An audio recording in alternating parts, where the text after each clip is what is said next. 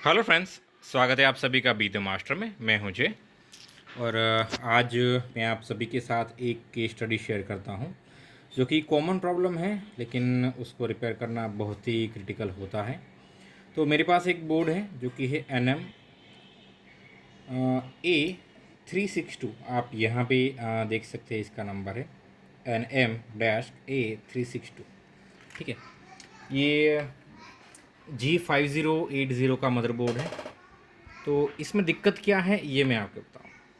तो ये बोर्ड जब मेरे पास आया, तब पहले तो बायोस चिप मिसिंग था। ठीक है, साथ ही में इसके नीचे यहाँ पे PWM IC है, मैं आपको दिखाता हूँ। यहाँ पे देखिए,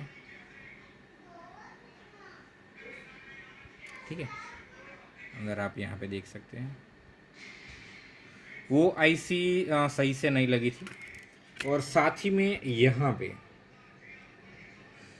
पे साउंड IC आती है। तो ये वाली जो आईसी थी, इसके पेड़ एक दूसरे से टच थे, मतलब कि जंपर था, और ये आईसी ख़राब थी। तो सबसे पहले मेरा ध्यान सीधा बायोस पे गया, इस आईसी पे नहीं गया था।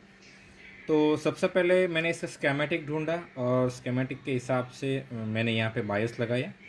यहाँ पे 8 MB का बायोस होता है। मैंने बायोस रीप्रोग्राम किया। मेरे पास 3 से 4 बायोस है सेम बोर्ड के, उसमें से एक मैंने रीप्रोग्राम किया और मैंने बोर्ड को ऑन करने की कोशिश की, लेकिन बोर्ड ऑन नहीं हुआ। फिर मैंने चेक किया, तब पता चला कि ये वाली जो आईसी है, ठीक है, ये आईसी पूरी जंपर हो चुके हैं, एक उसके पिन एक दूसरे के साथ। तो सबसे पहले मैंने इनके जंपर निकाले और फिर आईसी को सही से लगा के चेक किया। तो कंडीशन सेम थी और ये आईसी बहुत ज़्यादा हीट हो रही थी। तो साउंड आईसी थी, इसकी राइट नाउ रिक्वायरमेंट नहीं है, इसलिए मैंने उसको निकाल दिया, क्योंकि मेरे पास दूसरी आईसी स्पेयर में अवेलेबल नहीं है। ठीक है, इसके बाद मैंने बोर्ड को ऑन करने की कोशिश की, तो बोर्ड ऑन होके 1 सेकंड में ऑफ हो गया। उसके बाद मैंने सारी की सारी आईसी चेक की, तब पता चला कि जो हमारी CPU VRM की आईसी है वो भी फॉल्टी है। वो मेरे पास स्टॉक में पड़ी थी, नई वाली मैंने लगा दी। उसके बाद का स्टेटस क्या था कि बोर्ड ऑन होता था, एम्पियर तकरीबन 650 तक जा रहा था, फिर बोर्ड बंद हो रहा था। ठीक है, तो ये वाले मदरबोर्ड में एक कॉमन प्रॉब्लम होती है जो NM सीरीज़ वाले बोर्ड है उसमें, कि बिना रैम के ये बोर्ड चलते हैं और जैसे ही आप रैम लगाओगे ये बोर्ड बंद हो जाएंगे। ठीक है, तो मैंने रैम निकाल दी और बिना रैम के बोर्ड को ऑन किया, तो देखा कि बोर्ड सही से चल रहा है।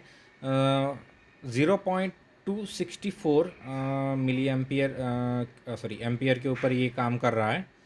ठीक है, बोर्ड ऑफ नहीं हो रहा था, ऑन ही रह रहा था कंटिन्यू। फिर मैंने चेक किया, यहाँ पे हमारे जो दोनों विन के मॉसफेट है, साथ ही में ये वाला फ्यूज़ है। कभी कभार क्या होता है कि ये फ्यूज़ वोल्टेज तो पास करता है लेकिन करंट पास नहीं करता। तो इसको मैंने पहले ट्वीज़र से सॉर्ट किया सबसे पहले, और चेक किया कि क्या इससे मेरा बोर्ड सही से चलता है रैम के साथ। तो नहीं, ये इसको शॉर्ट करने से भी मेरा बोर्ड सही से नहीं चल रहा था। सेकंड स्टेप मैंने ये किया कि यहाँ पे हमारा जो एडेप्टर आईडी होता है उसके पास यहाँ पे एक डायोड लगा होता है, ये प्रोटेक्शन डायोड है। तो मैंने इसको निकाल दिया और फिर चेक किया कि क्या इससे प्रॉब्लम सॉल्व होता है कि नहीं, लेकिन प्रॉब्लम इससे सॉल्व नहीं हो। फिर मैंने ये वाले मॉसपेट को बाईपास किया, ये फर्स्ट मॉसपेट है हमारा। ठीक है, मैंने इस फर्स्ट मॉसपेट को बाईपास किया तो भी हमारा बोर्ड सही से नहीं चला। ठीक है, तो मैंने टेम्पररी बेस पे इसको जंपर कर दिया यहाँ से यहाँ तक, सिर्फ टेस्टिंग के लिए। फिर मैं गया दूसरे मॉसपेट पे, दूसरे मॉसपेट को भी मैंने शॉर्ट किया।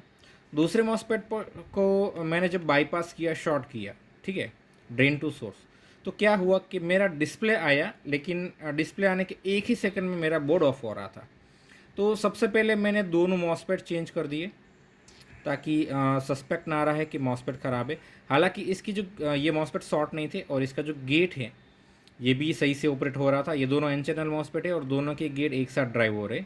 दोनों के गेट पे 5 वोल्ट मिल रहे थे मुझे, मैंने चेक किए। मॉसफेट के इन और आउट में वोल्टेज भी सही थे, लेकिन फिर भी ये रिज़ल्ट नहीं आ रहा था। ठीक है, तो मैंने दोनों के दोनों मॉसफेट चेंज कर दिए। मॉसफेट चेंज करने के बाद की कंडीशन क्या हो गई कि डिस्प्ले आ रहा है लेकिन एक ही सेकंड में ऑफ हो रहा है। ठीक है, तो मैंने नेक्स्ट क्या किया कि मेरे डीसी से बोर्ड ऑन करके मैंने वोल्टेज इंजेक्ट करना शुरू किया।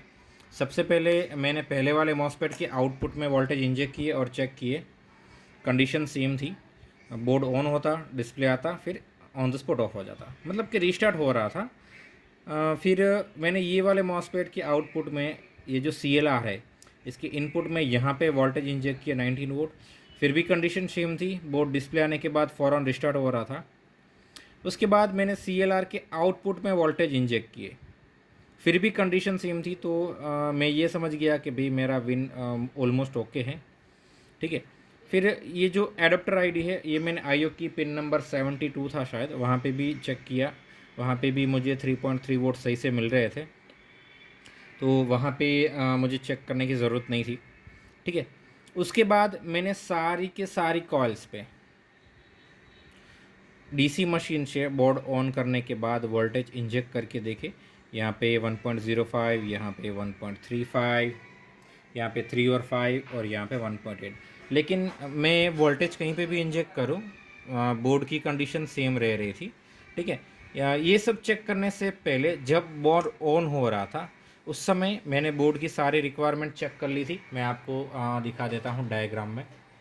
ठीक है, ये इसका स्कीमेटिक है। तो हर एक सप्लाई बन रही थी 13 नंबर तक। 14, 15 और 16 में चेक नहीं कर पा रहा था क्योंकि ये शायद इंटरनल है। ठीक है, तो हर एक चीज़ बन रही थी। हमारा VR ऑन बन रहा था, VR रेडी बन रहा था, हमारे 1.35 वोल्ट बन रहे थे, 5 VS बन रहा था, 3 VS बन रहा था, 1.5 VS बन रहा था, 0.675V बन रहा था और 0.105V भी बन रहा था। ठीक है, तो सारी की सारी सप्लाई बन रही थी, बोर्ड ऑन भी हो रहा था, डिस्प्ले आ रहा था, लेकिन एक ही सेकंड में ऑफ हो रहा था। इतना कुछ करने के बाद मैंने, मेरे पास जो बायोस थे वो 1 बाय 1 रीप्रोग्राम किए, और जो मेरा थर्ड वाला बायोस था वो बायोस इसके अंदर लग गया और मेरा प्रॉब्लम सॉल्व हो गया। ठीक है, तो इस बोर्ड में मल्टीपल प्रॉब्लम थे। क्या क्या था? पहले तो बायोस मिसिंग था, जिस किसी बंदे के पास ये गया था उसने बायोस निकाल लिया था। सेकंड, जिस किसी ने भी ये साउंड आईसी लगाई थी उसने सिर्फ और सिर्फ लगा दिया था, पूरी आईसी एक दूसरे के साथ पैड जंपर हो गए थे। तीसरा, जो PWM लगाया था वो फॉल्टी था, सही से भी नहीं लगा था, तो ये पहले से टेम्पर होके आया था। तो ये तीन चीज़ें मैंने क्लियर की। उसके बाद क्या इशू था? हमारे विन में फॉल्ट था। हमारा विन वोल्टेज तो पास कर रहा था लेकिन करंट को पास नहीं कर रहा था। ठीक है, तो हमने विन से करंट को पास कर दिया। कैसे किया? स्टार्टिंग में हमने जंपर लगा के चेक किया तो हमारा एटलीस्ट डिस्प्ले आने लगा।